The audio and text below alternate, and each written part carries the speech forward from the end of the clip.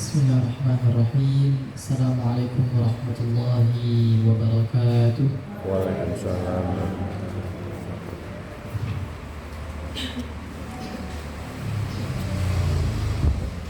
Innal hamdalillah nahmaduhu wa nasta'inuhu wa nastaghfiruh wa na'udzu billahi min shururi anfusina wa min sayyiati a'malina.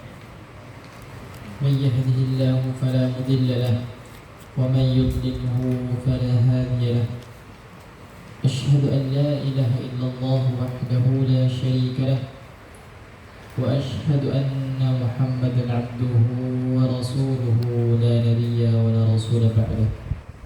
قال الله تعالى في القرآن العظيم يا أيها الذين آمنوا اتقوا الله حق تقاته ولا تموتن إلا وأنتم مسلمون. Jamaah Majlis Ta'lim Al-Muhajirin yang dirahmati Allah Subhanahu wa Ta'ala,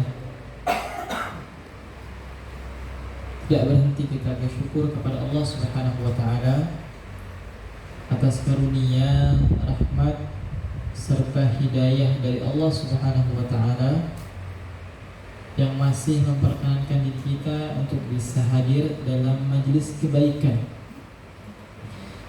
Kenapa demikian? Karena ketika kita berada dalam suatu majelis dan di dalamnya membaca ayat-ayat suci Al-Quran, kalau kita ketahui bahwa ketika kita membaca Al-Quran itu banyak pahala yang kita dapatkan. Bahkan di dalam sebuah hadis itu disebutkan pahala itu disebut dengan kebaikan. Man qara'a harfan min kitabillah, barang siapa yang membaca satu huruf saja dari Al-Quran, maka falahu hasanatun, maka bagi dia kebaikan. Tidak mengatakan ajrun. Di dalam bahasa Arab itu ada yang namanya ajrun, ada yang namanya hasanatun. Kalau ajrun berarti dia pahala. Nah, kalau hasanatun berarti dia kebaikan. Yang kebaikan ini bukan hanya mencakup pahala, tapi juga secara umum. Jadi ketika seseorang membaca Al-Quran, maka dia tidak hanya mendapatkan pahala, tapi juga yang lainnya. Contohnya apa? Ketenangan. Jadi ketika kita berada dalam satu majelis dan kita membaca Al-Quran di dalamnya, ya walaupun mungkin cuma 1-2 ayat, tapi di situ Allah turunkan kebaikan. Nah, maka dari itu kita harus bersyukur kepada Allah Subhanahu wa Ta'ala. Dengan majlis ini Allah masih memperkenankan diri kita untuk bisa mengumpulkan pundi-pundi kebaikan. Karena nanti ketika di akhirat itu tidak ada lagi yang bisa kita banggakan, tidak ada lagi yang bisa kita mungkin istilahnya tidak ada apa-apa, misalkan seperti harta,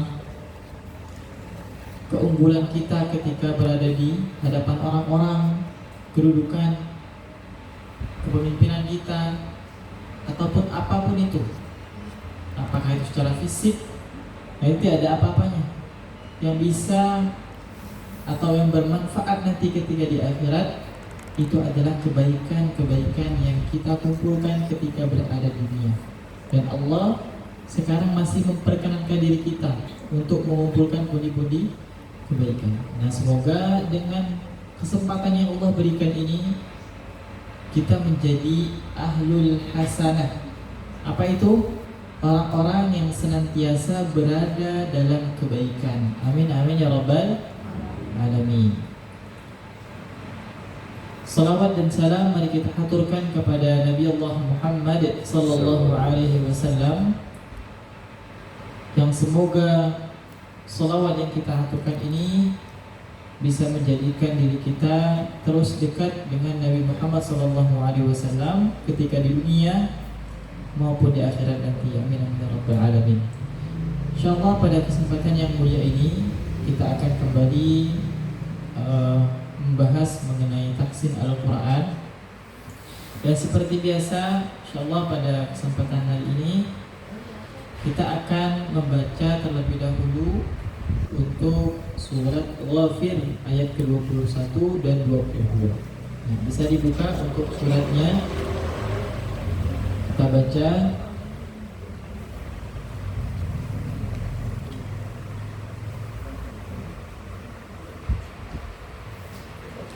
Surat Ghafir ayat ke-21 dan 22.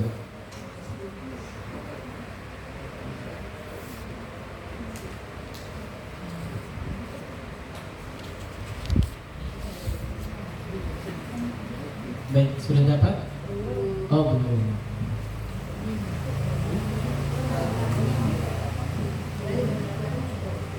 Surat Al-Mu'min, atau kalau di dalam Al-Quran itu kebanyakan disebutnya surat Ghafir. Nah, tulisannya pakai G, Ghafir. Nah, atau bisa juga disebut dengan surat Al-Mu'min, tapi itu jarang sekali didapati dalam Al-Quran, penulisan Al-Mu'min.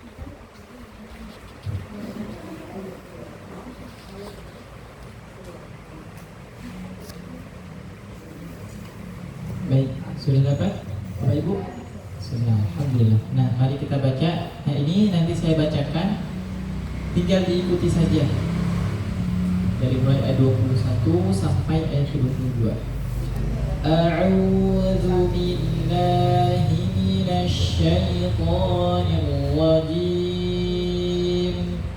A'udzu billahi minasy syaithanir rajim.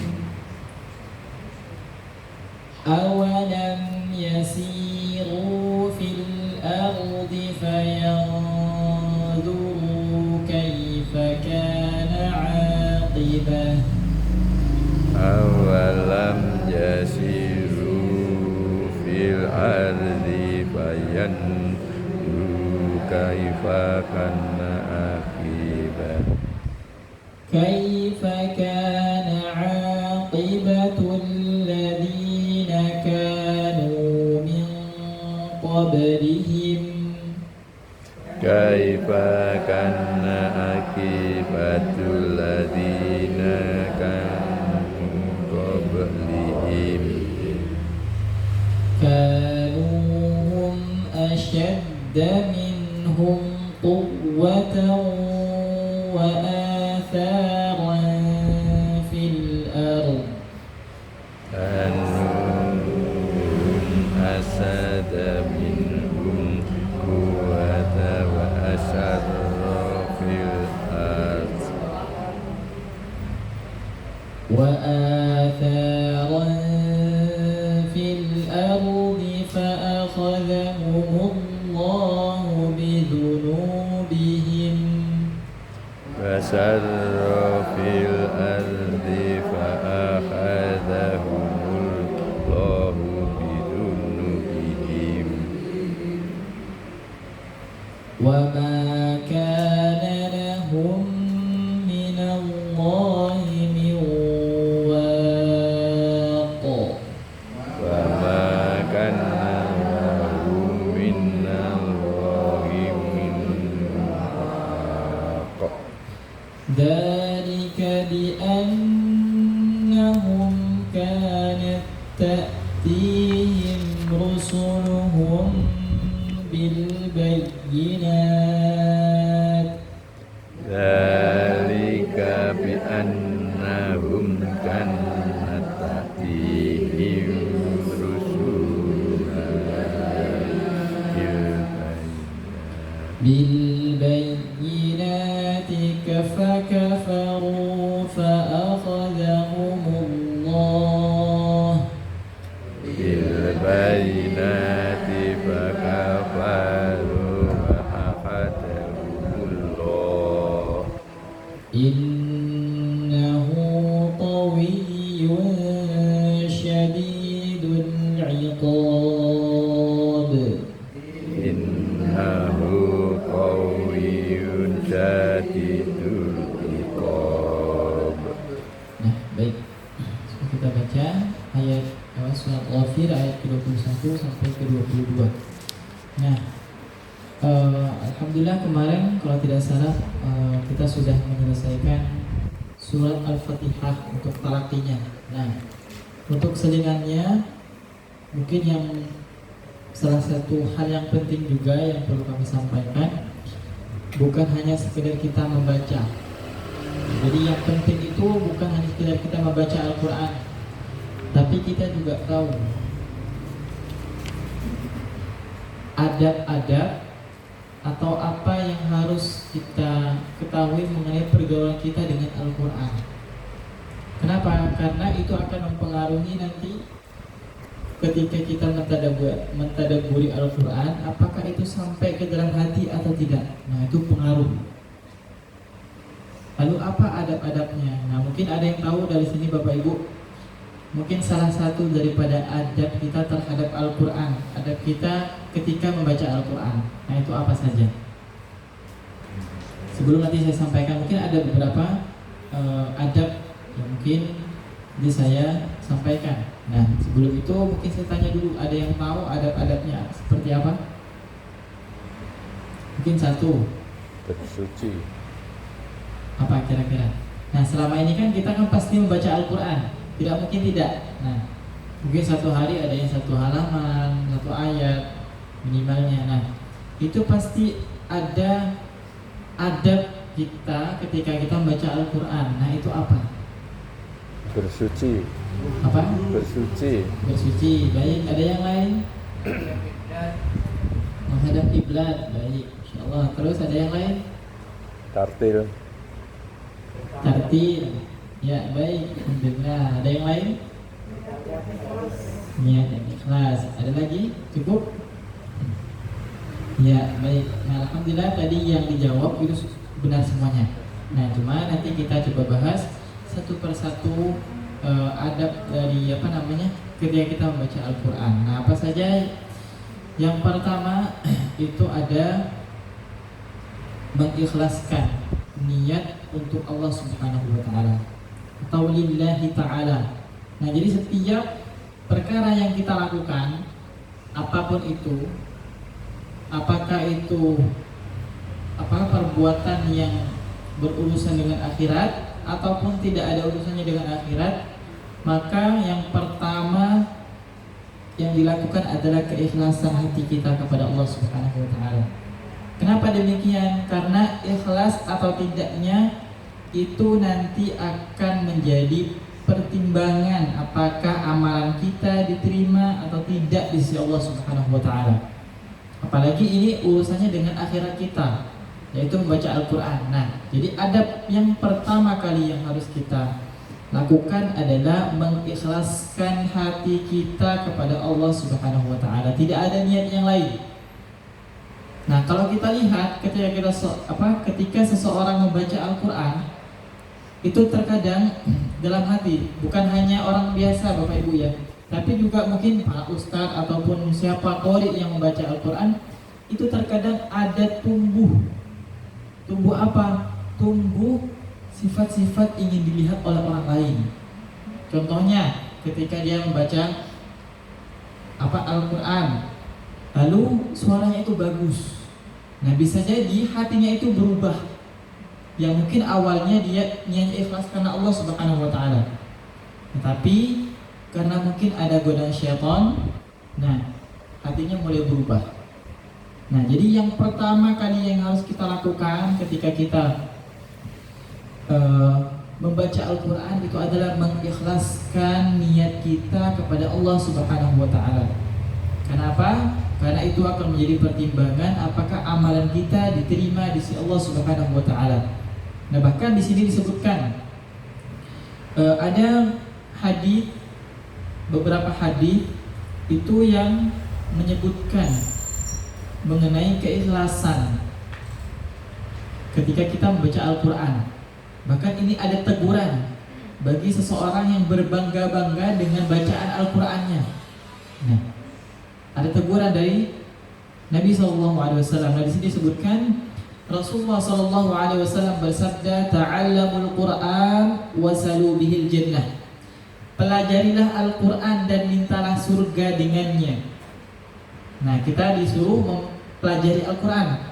Mempelajari itu bisa banyak, bisa tadabbur, bisa tafsirnya, bisa juga terjemahannya, bisa juga kita membaca Al-Quran tahsin. Nah, itu juga sama. Dan mintalah surga dengannya. Nah, bisa juga dengan doa-doa yang ada dalam Al-Quran kita meminta surga. Nah, kan banyak Bapak Ibu ya, apa doa-doa dalam Al-Quran, contohnya apa? Doa-doa dalam Al-Quran yang paling mudah saja yang mungkin sering kita baca di akhir doa kita, apa namanya? Doanya. Nah, itu. Doa sapu ya kata orang-orang ya. Nah, itu ada dalam Al-Quran, boleh kita minta kepada Allah Subhanahu wa taala. Nah, kenapa? Karena di sini disebutkan mintalah surga dengannya. Maksudnya dengan bacaan-bacaan yang ada dalam Al-Quran. Lalu qabla an yata'allamahu qaumun yas'aluna bihi dunya. Sebelum datangnya suatu kaum yang mempelajarinya untuk mencari dunia. Nah, kita disuruh pelajari dulu. Sebelum nanti ketika kita tidak pelajari, nanti mungkin akan datang suatu kaum yang dimana kaum ini itu akan mempelajari Al-Quran, tapi niatnya itu salah. Seharusnya niatnya ikhlas karena Allah, dia mencari dunia. Nah, saya lanjutkan hadisnya, fa innal Qur'ana yata'allamuhu thalathatun. Sesungguhnya Al-Quran itu dipelajari orang karena 3 hal. Nah, 2-nya ini adalah sesuatu yang tidak baik, sedangkan yang 1 itu adalah yang baik. Apa itu? Yang pertama, yaitu untuk berbangga-bangga dengan Al-Qur'annya. Nah, ini tidak diperbolehkan. Nah, ini teguran. Jadi ketika seseorang membaca Al-Qur'an, akan tetapi dia membaca Al-Qur'an itu untuk membanggakan dirinya di hadapan manusia. Nah, ini tidak boleh. Terus yang kedua, itu mencari makan dengannya. Nah, ada mungkin kalau kita lihat orang-orang hafal Al-Qur'an, nah, ataupun orang yang baca Al-Quran, tapi dia mencari uang ataupun mencari makanan itu dari bacaan Al-Qurannya. Nah, itu boleh atau tidak? Boleh atau tidak? Tidak boleh. Kenapa? Karena kita lihat bahwa adab ketika kita membaca Al-Quran itu yang pertama itu keikhlasan hati. Niat kita karena Allah Subhanahu wa ta'ala, bukan yang lain. Nah, yang 2 ini, yang pertama berbangga-bangga dengan Al-Quran untuk di hadapan apa? Di hadapan manusia. Terus yang kedua itu mencari makan dengan Al-Quran, itu nggak boleh. Baru yang ketiga, dan membacanya karena Allah Subhanahu wa ta'ala, dan ini boleh. Ini baik. Karena apa? Karena memang ketika kita membaca Al-Quran 1-2 ayat itu memang kita coba teguhkan hati kita untuk ikhlas karena Allah Subhanahu wa ta'ala. Dan itu sangat sulit. Bahkan saya sampaikan tadi, sekelas orang yang punya titel misalkan Ustadz, Qori, itu tidak akan terlepas dari yang namanya godaan syaitan. Apalagi lah seperti kita orang biasa. Nah, makanya ketika kita membaca Al-Quran, apa yang sebelum kita baca biasanya? Bapak Ibu, apa? Ta'awud. Nah, ta'awud. Nah, itu supaya ketika kita membaca Al-Quran, hati kita itu terbebas. Terbebas dari apa? Dari godaan syaitan. Terkadang kan kita di awal sudah ikhlas karena Allah Subhanahu wa ta'ala, karena belum melakukan, ikhlas karena Allah. Tapi ketika sudah melakukan, dilihat banyak orang, didengar banyak orang, nah, itu sudah mulai tumbuh. Kenapa? Karena kita tidak membaca ta'awud biasanya. Ataupun kita sudah membaca ta'awud, tapi ta'awud itu tidak sampai ke dalam hati kita. Nah, jadi benar-benar harus dibaca dengan baik. A'udzu billahi minasy syaithanir rajim. Kalimat itu pendek, tapi itu pengaruhnya besar, bahkan terhadap diterima atau tidaknya amalan kita. Nah, itu yang Pertama, bahwa ketika seseorang membaca Al-Quran itu tidak diperbolehkan untuk istilahnya tidak murni hatinya atau tidak ikhlas. Jadi harus diikhlaskan dulu, dibersihkan dulu hatinya supaya nanti ketika membaca Al-Quran itu sudah dalam keadaan yang baik. Nah, dan juga tidak boleh ada rasa-rasa seperti ini. Nah, mungkin kita pernah merasakan ya Bapak Ibu ya, pernah merasakan bahwa ketika kita baca Al-Quran nih, kayak Al-Quran kita bagus bacanya, kita lancar. Sedangkan orang lain itu ketika membaca itu terbata-bata. Innaka ala kulli syai'in qadir. Nah, itu misalkan terbata-bata. Nanti terkadang ada rasa-rasa dalam diri kita itu kayak meremehkan orang itu. Ada atau tidak Bapak Ibu? Terkadang ada atau tidak? Jujur. Nah, ada atau tidak? Ada, biasanya ada seperti itu. Nah, apakah itu boleh? Tidak boleh. Ya. Kenapa? Karena itu termasuk al-kibar. Tahu al-kibar? Al-kibar itu adalah kesombongan. Kesombongan itu ciri-cirinya dua. Disebutkan dalam hadis Nabi SAW, al-kibru batalul haq. Yang pertama cirinya adalah dia menolak kebenaran. Menolak kebenaran. Nah, contohnya seseorang yang kibar atau sombong, dia menolak kebenaran. Contohnya adalah seperti iblis. Iblis itu ketika disuruh sujud kepada Nabi Adam, nah itu dia tidak mau. Kenapa? Karena ada kibar dalam dirinya. Dia batalul haq, menolak kebenaran. Padahal kata Allah, sujudlah kepada Adam, itu adalah suatu kebenaran yang Allah perintahkan. Tapi dia tidak mau. Artinya dia batalul haq, dia menolak kebenaran. Nah, terus yang kedua, waghamtun nas, dia meremehkan manusia. Nah, tadi saya sampaikan bahwa ketika kita ada perasaan-perasaan bahwa kita lebih daripada orang lain, terutama bacaan Al-Quran, nah itu berarti kita ada sifat ghamtun nas, ada sifat untuk meremehkan manusia. Nah, itu hati-hati, karena itu termasuk bagian daripada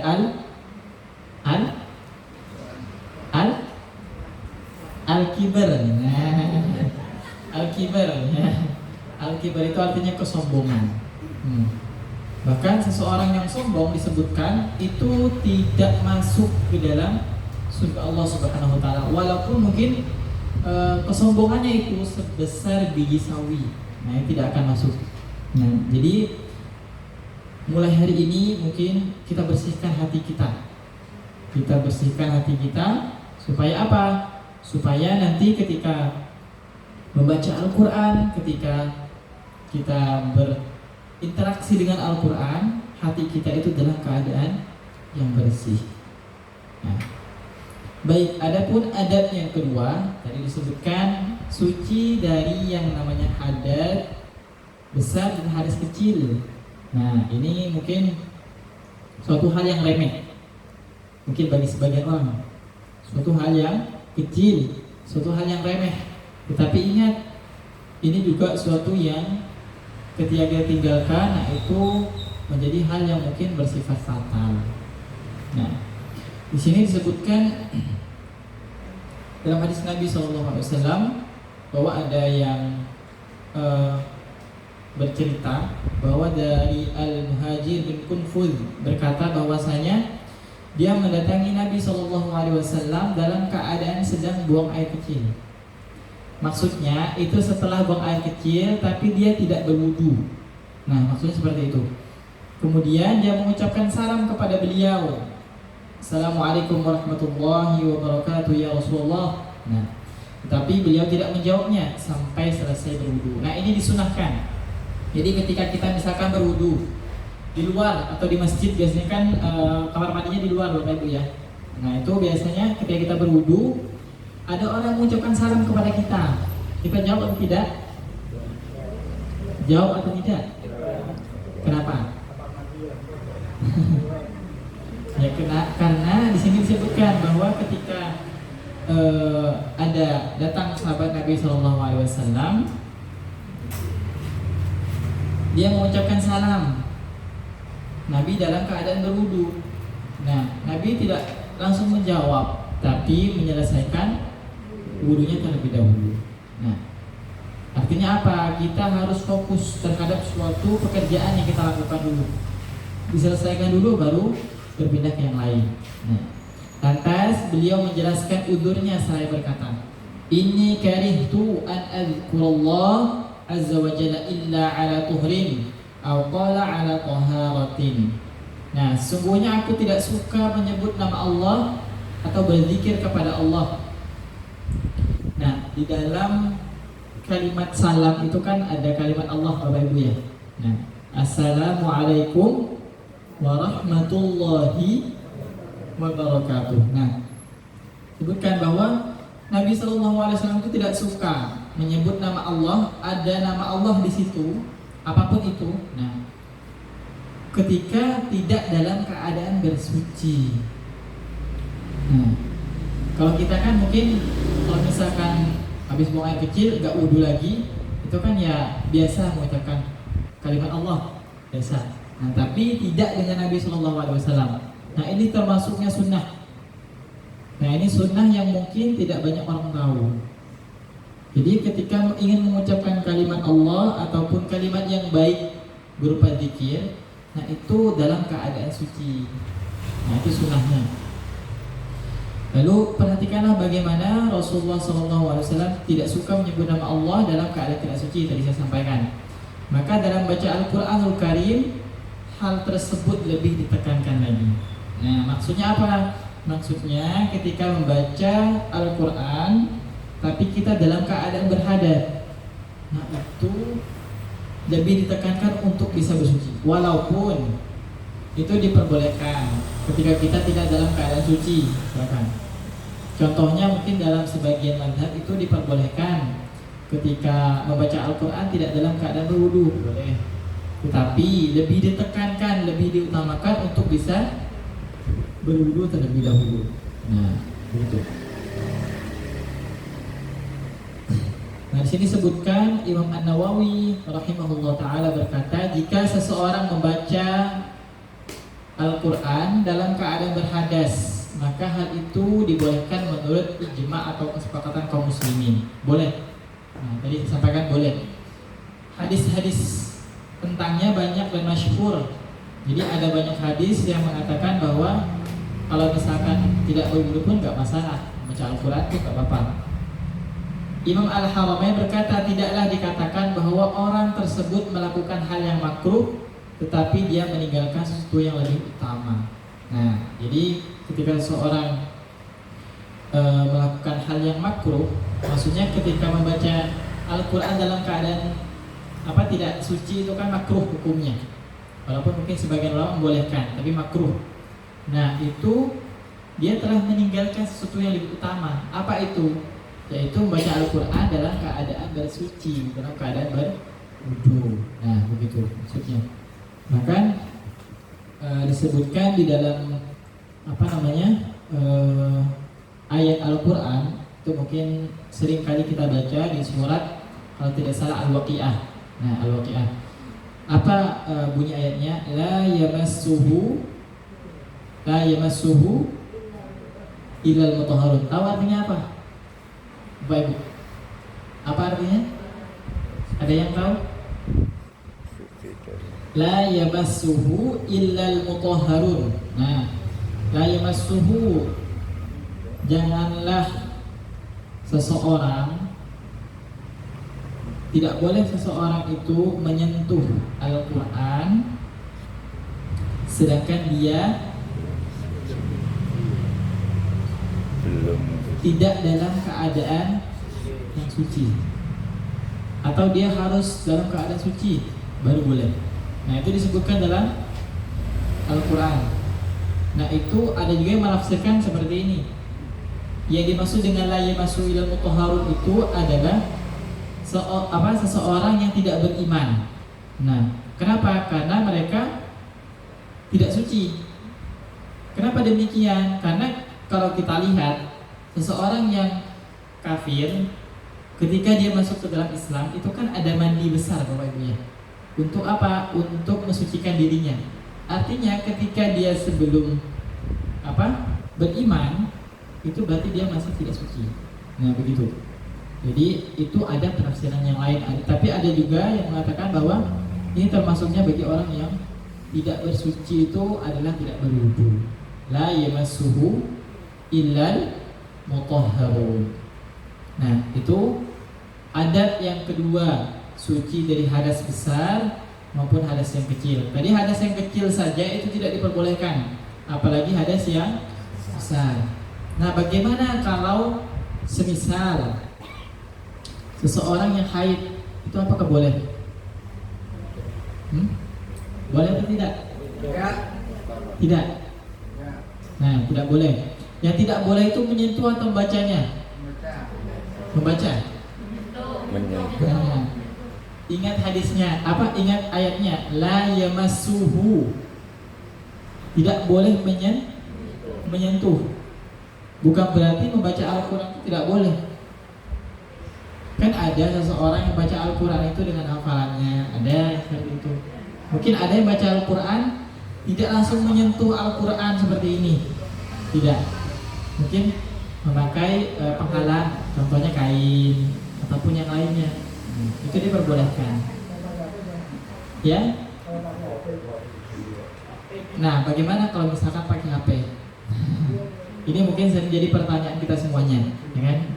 Nah, kalau pakai HP itu ada hukum yang berbeda. Ketika HP itu dibuka dan isinya langsung Al-Quran, nah itu disamakan dengan Al-Quran, disamakan.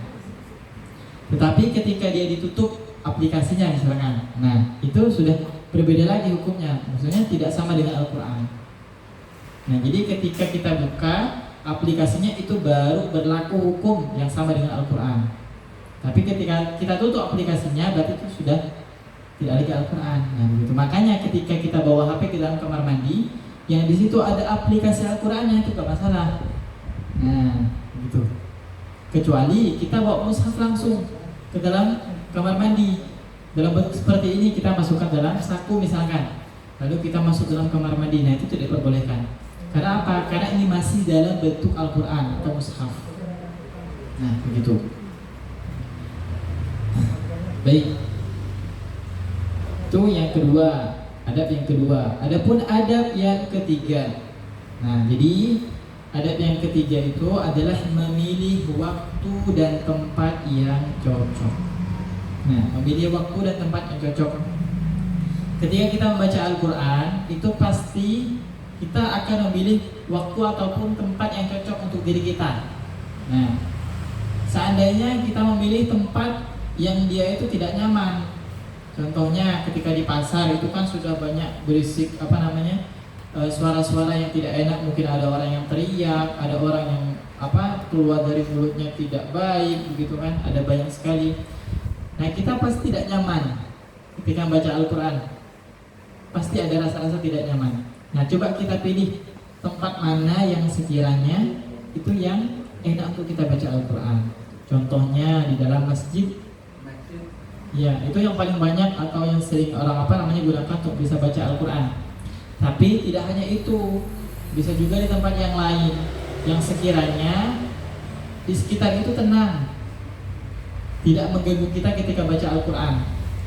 Karena ketika kita baca Al-Quran kita terganggu dan bacaan kita kemana-mana, nah itu juga tidak diperbolehkan. Nah, begitu. Jadi ada pengaruhnya terhadap bacaan Al-Quran kita.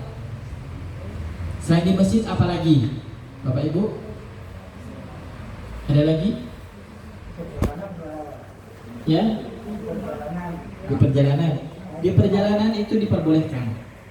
Nah, di perjalanan itu diperbolehkan selama bacaan Al-Quran yang kita baca itu masih dalam keadaan fokus, masih dalam keadaan khusyuk.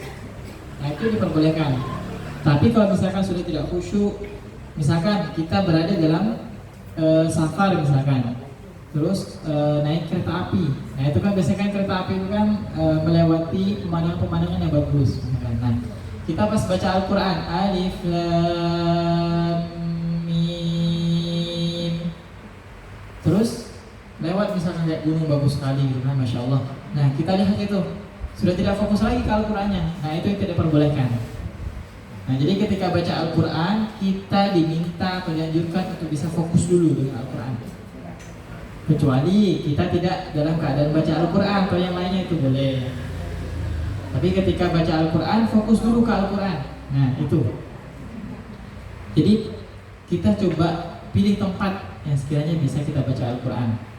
Tapi terkadang juga ketika perjalanan enak murojaah. Tahu murojaah Bapak Ibu? Murojaah itu kalau yang sudah punya hafalan itu mengulang-ulang hafalannya. Nah, misalkan 30 diulang, nah, itu ketika di perjalanan itu enak. Mungkin nggak kerasa di perjalanannya. Nah itu. Tapi ketika kita baca Al-Quran ini kan harus bawa yang namanya Al-Quran. Nah, atau bawa HP itu biasanya kesulitan. Kalau misalkan kita sudah kehilangan fokus karena sesuatu, ya sudah nanti bacanya sudah kabur kemana-mana. Nah, begitu. Jadi ketika membaca Al-Quran itu harus memilih tempat yang cocok. Nah, ada juga harus memilih waktu yang cocok juga. Bukan hanya tempat tapi waktu juga. Yang disunahkan di sini itu adalah yang pertama itu ketika sholat. Nah, jadi waktu yang pertama yang paling cocok ketika kita baca Al-Quran itu adalah ketika waktu sholat. Nah, makanya tidak jarang sekali kita temui hadis-hadis Nabi SAW yang banyak sekali itu masyhur maksudnya. Nah itu ada yang berisikan mengenai panjangnya sholat Nabi SAW. Ingat, sholat itu bukan hanya sekedar ruku, i'tidal, sujud, tidak. Tapi juga ada bacaan Al-Quran di dalamnya kan. Setelah Al-Fatihah kita baca, setelahnya apa? Surat pendek. Tidak hanya surat pendek, surat panjang juga bisa kita baca. Nah, contohnya Al-Baqarah ya kalau misalkan bisa. Boleh. Nah, Nabi SAW itu diceritakan ketika beliau sholat malam. Nah, jadi bukan sholat wajib. Nah, kalau sholat wajib beliau itu ketika sholat itu meringankan sholatnya. Kenapa? Karena beliau tidak sendiri, tapi ada orang lain. Yang mungkin di belakangnya itu ada orang yang sedang safar, yang langsung ingin pergi, ataupun ada orang yang sakit, nah gitu. Ya ini ikut jamaah. Tapi ketika beliau sendiri, beliau itu masya Allah ketika ditanya kepada istrinya yaitu Aisyah radhiyallahu taala anha itu panjang sekali. Nah bahkan disebutkan ketika ada seorang sahabat Nabi SAW itu mengikuti dari belakang ketika beliau sholat malam. Nah itu mendengarkan bacaan Nabi SAW, enak sekali bacaan Nabi. Nah dan bukan hanya enak tapi juga panjang. Ketika sahabat itu mendengarkan, oh ini kayaknya sudah mau selesai, Al-Baqarah sudah mau selesai. Itu Al-Baqarah kalau kita lihat 3 juz kurang lebih. Mau 3 juz. Nah bayangkan mau 3 juz. Nah, itu 2 juz lebih, berapa halaman begitu. Lebih setengah juz kalau tidak salah. Nah itu belum selesai. Dikira sahabat sudah selesai, tapi belum selesai, nambah lagi surat Ali Imran. Setelah itu dikira udah selesai lagi, malah nambah lagi surat apa? Surat apa setelah Ali Imran? Nisa. Surat An-Nisa dulu baru Al-Maidah. Nah setelah An-Nisa itu baru selesai. Nah itu baru 1 rakaat. Nabi itu kalau sholat malam itu tidak cukup 2 rakaat. Nah kalau kita mungkin 2 rakaat cukup lah mungkin ya. 2 rakaat cukup, itu pun udah pengen tidur lagi rasanya. Nah begitu. Tapi Nabi SAW 1 rakaatnya itu sudah panjang sekali. Nah gitu. Itu artinya apa? Nah artinya di waktu sholat itu lebih utama untuk membaca Al-Quran di situ. Karena tadi yang disebutkan dalam sholat itu adalah panjangnya bacaan Nabi ketika baca Al-Quran di dalam sholatnya. Nah, itu yang pertama, waktu yang paling cocok. Terus ada yang kedua, yaitu di sepertiga malam terakhir. Itu tidak hanya sholat, tidak hanya dalam keadaan sholat, tapi juga semisal kita bangun malam, lalu kita pengen ngaji, Itu bisa juga. Nah, kita ngaji misalkan kita jam 1 atau jam 2 kita bangun. Nah, itu bisa diusahakan untuk baca Al-Quran dulu. Nah, itu akan lebih terasa nikmat. Saya dulu pernah merasakan. Jadi kebangun karena kaget tengah malam, itu mungkin sekitar jam 1 atau jam 2, ngambil air wudhu, lalu baca Al-Quran, itu rasanya enak sekali. Nah, kenapa? Karena memang kalau kita lihat itu kan kalau malam itu tidak ada berisik. Jadi hawanya tenang, adem, ayem. Jadi kalau misalnya kita baca itu kayak ke dalam hati itu kena. Nah, jadi coba bisa dipraktekkan. Kalau misalkan malam bangun, diusahakan ambil Al-Quran dulu. Kalau misalkan lampunya gelap, ambil senter. Nah, itu dibaca Al-Qurannya. Ya mungkin 1 halaman cukup lah begitu. Nah, itu akan terasa. Apalagi kalau misalkan diistiqomahkan sampai 40 hari ataupun sebulan gitu. Itu akan ada rasa-rasa yang berbeda mungkin dari perasaan sebelumnya. Nah, gitu. Yang ketiga, waktu yang paling cocok adalah ketika fajar. Fajar itu kapan, Bapak Ibu? Fajar. Hah? Habis sholat? Nah, berarti ada perbedaan pendapat ini, ada banyak perbedaan pendapat tentang fajar. Nah, fajar itu ada 2. Kalau kita ketahui, ada yang namanya fajar kadzib, ada juga yang namanya fajar shadiq. Apa itu fajar kadzib? Apa itu fajar shadiq? Nah, fajar kadzib itu waktu sebelum datangnya sholat subuh. Nah, misalkan 15 menit ataupun setengah jam sebelum sholat subuh, itu namanya fajar kadzib. Nah, tapi ketika sudah masuk waktu subuh, misalkan adzan, Allahu Akbar, Allahu Akbar, nah itu sudah masuk waktu subuh. Nah, setelahnya itu namanya fajar shadiq. Nah, gitu. Nah, kita ketika membaca di 2 waktu itu, fajar kadzib atau fajar shadiq, itu nggak masalah. Nah, itu termasuknya waktu yang cocok untuk baca Al-Quran. Nah, dan baca Al-Quran misalkan 1-2 halaman kita baca, nah itu disunahkan di situ, lebih diutamakan. Lalu mungkin di waktu-waktu siang ya, mungkin tidak terganggu dengan hal-hal yang lainnya, itu juga bisa. Kalau kita melihat keadaan sekitar, apakah memang waktu siang itu bisa baca Al-Quran atau tidak, nah itu nanti bisa kita membaca Al-Quran. Nah, kenapa kita baca mungkin 1-2 ayat, yang penting kita baca Al-Quran.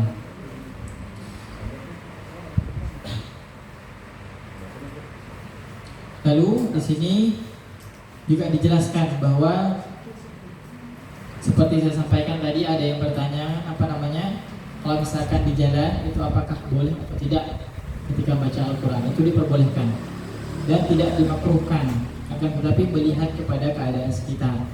Nah, di sini disebutkan dari Abdullah bin Mughaffal radhiyallahu taala anhu, dia berkata, aku melihat Rasulullah sallallahu alaihi wasallam pada hari pembebasan kota Mekah. Namanya apa? Istilahnya pembebasan kota Mekah. Nah, mungkin yang pernah belajar sirah, di sini kajiannya ada sirah atau tidak, Bapak Ibu? Ada. Sudah pernah belajar pembebasan kota Mekah? Sudah atau belum? Sampai di mana sirahnya? Kalau sirah itu biasanya lutut. Maksudnya dari awal sebelum Nabi Shallallahu Alaihi Wasallam, kejadian-kejadian sebelum Nabi Shallallahu Alaihi Wasallam itu dilahirkan sampai nanti mungkin Nabi SAW wafat, itu biasanya sirah.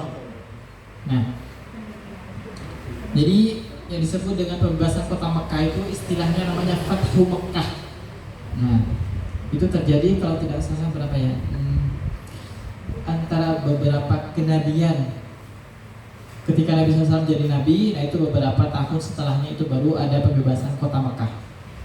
Nah, dan saat itu ketika pembebasan kota Mekah, Nabi SAW itu membaca surat Al-Fath.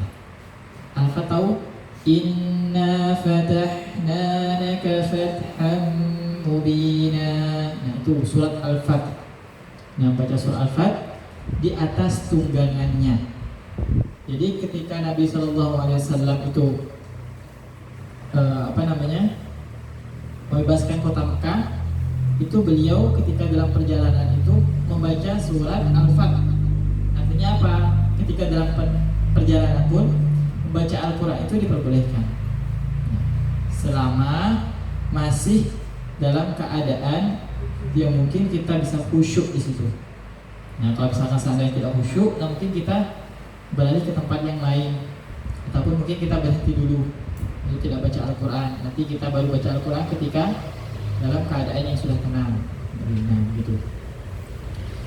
Nah, ini sudah selesai Bapak Ibu? Belum. Sudah? Ini masih ada banyak sekali. Ini masih ada sekitar jadi adabnya itu sekitar 14 lagi. Kalau ini 14 adab, nah, berarti kurang berapa? Ini baru 3.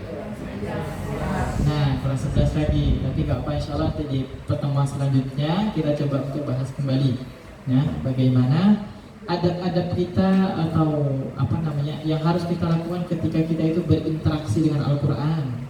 Nah, karena itu akan menjadi patokan amal kita ini diterima atau tidaknya di sisi Allah Subhanahu wa taala. Nah, semoga dengan beberapa adab tadi yang barusan kita bahas bisa kita praktekkan, dan mungkin dari situ Allah Subhanahu wa taala menerima bacaan-bacaan yang kita baca, bacaan-bacaan yang mungkin kita lantunkan, sehingga dari situ kita mendapatkan pahala dari Allah Subhanahu wa taala. Dan kita juga berharap kita masuk ke dalam hadis Nabi sallallahu alaihi wasallam yang tadi baru saya sampaikan. Man qara'a harfan min kitabillahi falahu hasanah. Dan siapa yang baca Al-Quran, maka dia senantiasa berada dalam kebaikan, mendapatkan kebaikan. Nah, dan kebaikan, satu kebaikan yang dihitung itu sama dengan 10 kebaikan. Ya, semoga kita termasuk dalam golongan hadis-hadis yang disebutkan tersebut. Amin amin ya rabbal alamin. Baik, saya kira cukup untuk pertemuan malam hari ini. Semoga Allah Subhanahu wa taala melindungi diri kita semuanya dari godaan syaitan yang terkutuk, dan kita diberikan umur yang panjang untuk bisa mengumpulkan pundi-pundi pahala, pundi-pundi kebaikan, untuk bisa kembali, untuk bisa pulang ke negeri akhirat. Amin ya rabbal alamin. Akhirul kalam, assalamualaikum warahmatullahi wabarakatuh. Waalaikumsalam.